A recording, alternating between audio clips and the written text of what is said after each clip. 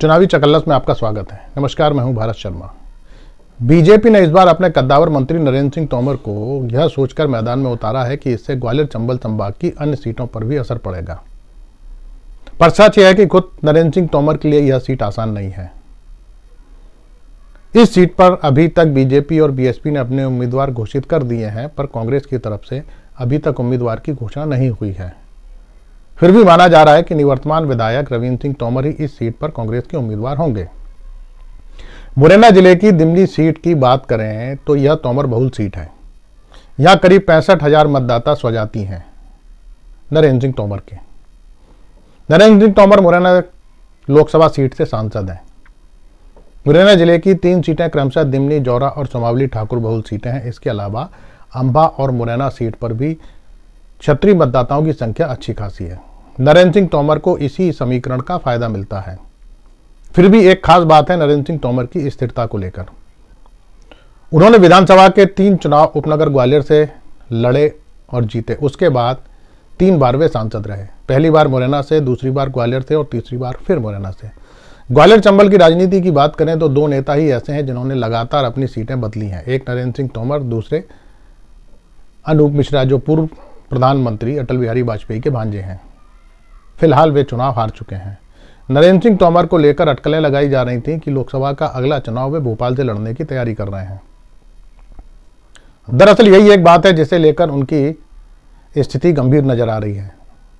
जानकारों का कहना है कि श्री तोमर एंटी इनकम्बेंसी से बचने के लिए हर बार सीट बदलते हैं। इस बार उन्हें विधानसभा चुनाव में उतार दिया गया, वह भी मुरैना जिले की दिमनी सीट से। लोगों का मानना है कि केंद्र में प्रभावी मंत्री होने के बाद भी उन्होंने इलाके के लिए कुछ नहीं किया। वे चाहते तो इस इलाके का काफी विकास कर सकते थे। नरेंद्र सिंह तोमर को लेकर युवाओं में खासी नाराजगी है, क्योंकि रोजगार के मुद्दे पर श्री तोमर ने कोई खास काम नहीं किया है। दूसरी ओर युवाओं के बीच रविंद्र सिंह तोमर काफी लोकप्रिय हैं।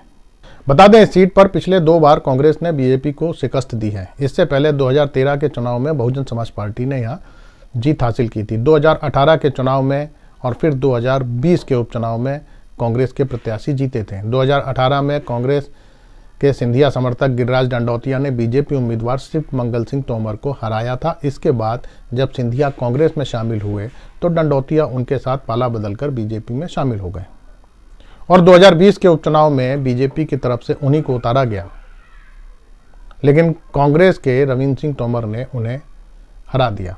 इस सीट की जाति समीकरण का बात करें तो तोमर समाज के बाद सबसे अधिक अनुसूचित जाति वर्ग के वोट हैं जो 48,000 हैं। इसके बाद कुशवाहा, गुर्जर, यादव, बघेल, लोधी वोट भी हैं जो अहम भूमिका रखते हैं। इस इलाके में ब्राह्मण भी अपना असर रखते हैं।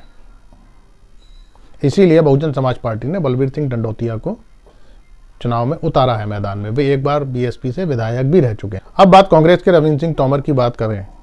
अगर वे मैदान में आते हैं तो दोनों उम्मीदवारों के बीच स्वजाति वोट बंटने की संभावना है। ऐसे में माना जा रहा है कि अगर दलित वोट बीएसपी के साथ जाता है तब यहां पर त्रिकोणीय मुकाबला हो जाएगा।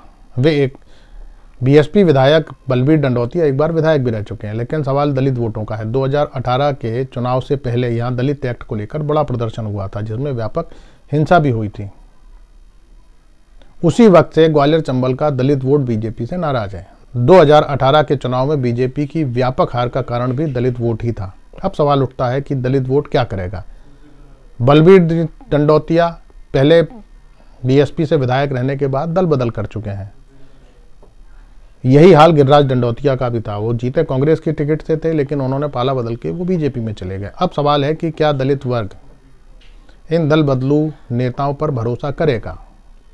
अगर नहीं करता है और बीजेपी से उसकी नाराजगी कम नहीं होती है, फिर अगर ये वोट कांग्रेस की तरफ शिफ्ट कर जाता है तो नरेंद्र सिंह तोमर के लिए अच्छी खासी परेशानी खड़ी हो सकती है। नमस्कार।